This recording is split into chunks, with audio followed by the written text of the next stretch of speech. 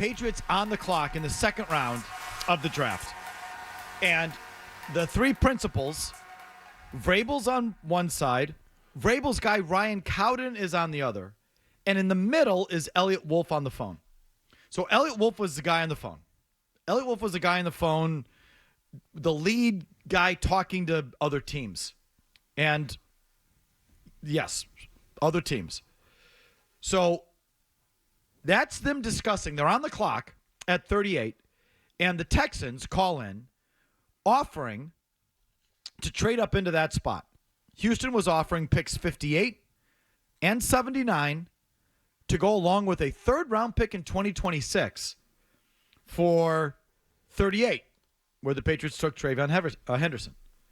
And you could hear it right there where Elliott Wolf has the phone, and he puts the phone kind of down and says, or, puts it down or gets off the call and says to the guys, you guys want to do this? Asking Vrabel and Cowden. And between Vrabel and Cowden, they sort of look over Elliott Wolf and are like, yeah, we should do this, meaning making the pick. And they just put in the card on TreVeyon Henderson. And that's when Elliott Wolf turns around and says, get TreVeyon Henderson on the phone. And that's what they were doing pretty much the whole time.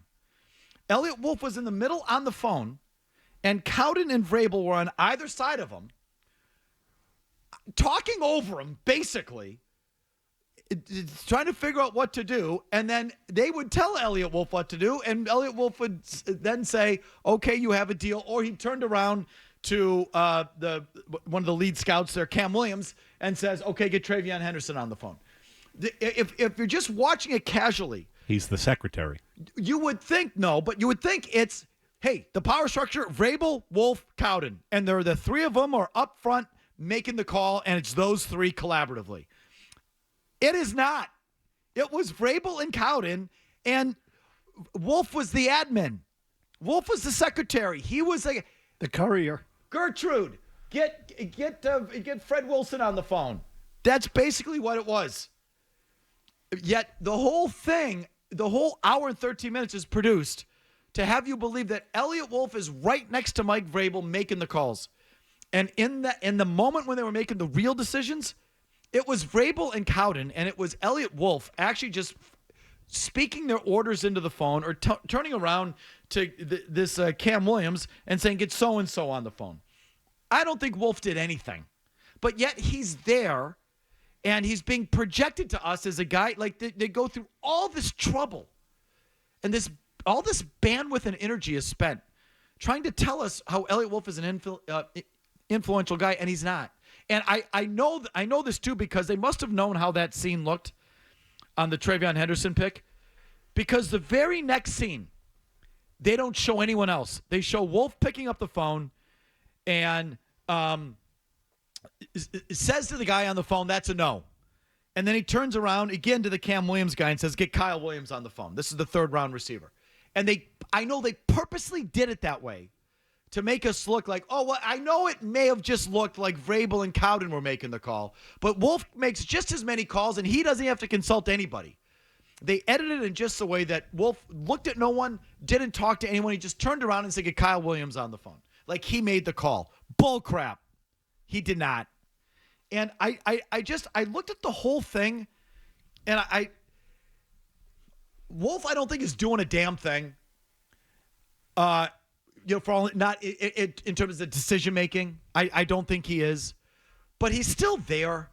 And Matt Groh's right behind him, and he's on the phone with some guys too. And then looming over Vrabel's shoulder, like literally looming over their shoulder, is Bob and John Kraft. And they're never shown saying anything or doing anything. And that, to me, was a tell, too. There's no way John Kraft sat there for 3 or 4 hours and said nothing and kept his mouth shut. No chance. They're literally, Robert and Jonathan are literally right over Vrabel's shoulder. All those guys are in rows of desks facing, say, north and south. The Crafts were at a side table right next to Vrabel facing east-west, but effectively just over his shoulder. So they're there within earshot of everything they're doing. They know everything that's going on. And the way the documentary is edited, will you believe they didn't say anything until they handed Robert the phone and he got to say hello to the prospects after they'd made the draft. But it's like Robert and Jonathan are looming over Vrabel's shoulder. Here's Elliott Wolf, who's really doing nothing, but for some reason he's been put in a spot to make us think he's doing something, and Groh is still there behind him. And I looked at the whole thing. I said, you know what? I don't trust you guys. I still don't know that you know what you're doing. I look at that whole thing as you're spending too much time and energy trying to promote this Elliott Wolf as a real player for some reason to make yourself feel better or to put yourself like what? I don't even know. If you want to keep Elliott Wolf's title because you don't want to go through the Rooney Rule and hire a new GM or say that Cowden's a guy and you're playing a game with the league, that's one thing. This Fakakta documentary? You don't got to prove anything to us. No, that part of it might be the most out of touch part of it all, because if they're really reading the room, people don't trust this guy and the way he's drafted and feel like why is he still here? And they're trying to push it like that makes no sense. No, but I think what it is that they're still in control, which goes back to what I said earlier. It feels like they haven't been humbled yet. Like guys, exactly. Much like the coach that's now going to marry the 24-year-old. You're lottery winners, and Bill did a good job too. But and great, you built something here, nice. But you weren't as important as you think. It was the quarterback mostly. That's why you won all those Super Bowls. So Elliott Wolf is the Kraft's way of saying, no, this is still us. No. And you said Wolf was sitting right in the middle between Vrabel and on the left, Cowden on the right, and right in the middle is Elliott Wolf with the phone. So that's no accident either. He's there, and it's in that on that trade offer when they were sitting at 38. It was Vrabel and Cowden talking to each other and Wolf in the middle. And Wolf, you could hear it in that clip. All right, guys, what do you want to do? He was told what to do, and Wolf was the one he was the secretary. Yeah, the messenger. Yeah. But it's like, so that's just, it's such a turnoff for me. I know I shouldn't watch the team produce stuff because it just triggers me. And it's like, whenever something is too overt, it's like, what are you really trying to do here? Like, why? Why this? Why are you going to such lengths? And the greater lengths you go to try and prove some point with Elliott Wolf, the more I don't believe it. And I don't believe it. And so it leads me not to believe in the whole thing. You're just trying to prove some optical point or some ego point, and we're dicking around with different titles and trying to make something look a certain way. For what reason, I don't know, but it's not going to help you win football games. There's nothing to do with the football. It's just your ego or how you want to present it. And it not just turns me off, it makes me lose faith in what's going on. And oh, by the way, I would have taken that trade. Now, this isn't Wolf. This is I'm going to blame Vrabel and Cowden. This running back should be able to – he better be freaking Gale Sayers. It's just a running back. They took him at 38? 38 instead of taking 58, 79, and next year's third. If that's, that's what it sounded like there. And I got an email on it. Someone's recorded it too. So not sure if you guys touched on this yesterday, but in that Forged in Foxboro YouTube doc, the Texans offered picks 58 and 79, along with the 2026 third-round pick to move up to 38 to take Henderson. Okay, instead you sat there and took Henderson. Well, at 58, you could have had receiver Jack Beck, okay, TCU receiver. Went 58. And then at 79. It's another wide receiver, Jalen Noel, who went to Houston. Okay, Jalen Noel. So you could have had one of those two receivers. And there was also a running back who went 60. RJ Harvey went to the Commanders. Sorry. No, Denver. Denver at 60. So if you wanted a running back, you could have taken RJ Harvey at 60 over TreVeyon Henderson at 38. And you could have taken that receiver I just mentioned at 79 instead of the Henderson kid. Who'd you take? I keep forgetting his name. Kyle Williams? Kyle Williams. You could have taken Noel instead of Williams and gotten a third-round pick next year. So you could have gotten, and not instead of Williams, in addition to Williams. Right. I would have done the trade. Because you would have picked up the extra pick. Right? I would have done the trade. Well, the fun part will be is we have players to pay attention to. Precisely. Log it.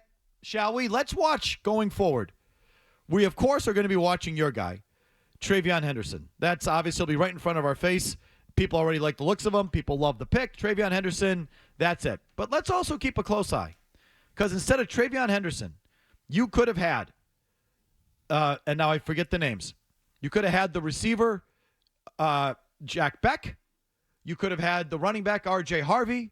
You could have had the receiver at 79, Jalen Noel.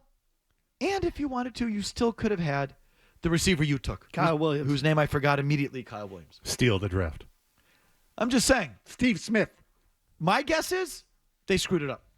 And they should have took, and because I don't have any faith. After watching the dog and pony show that got shoved down my throat, I don't have the faith. I don't. If you're just about football, you hire good people and get the F out of the way.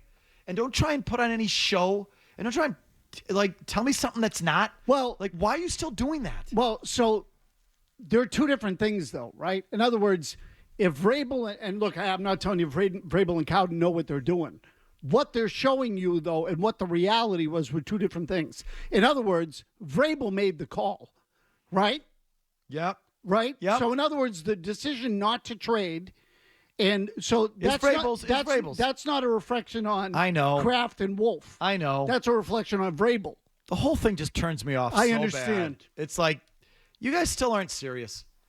You're just dicking around with your legacy and how people are viewing you and trying to prove some point, and you just it makes me lose faith in the whole thing. Sure. It does. That I get. We built the gold standard. You hit a scratch ticket. So, but again, just keep an eye on those players. Keep an eye, please, on R.J. Harvey, Jalen Noel, and I forget who else. I immediately forget names as soon as I the pull other them. receiver at 58. I'm just trying to tell you, if I meet you and you tell me your name, and 2 seconds later I call you Guy, it's because I wasn't listening to the name, and I immediately goes in one ear and out the other. I'd go with bro.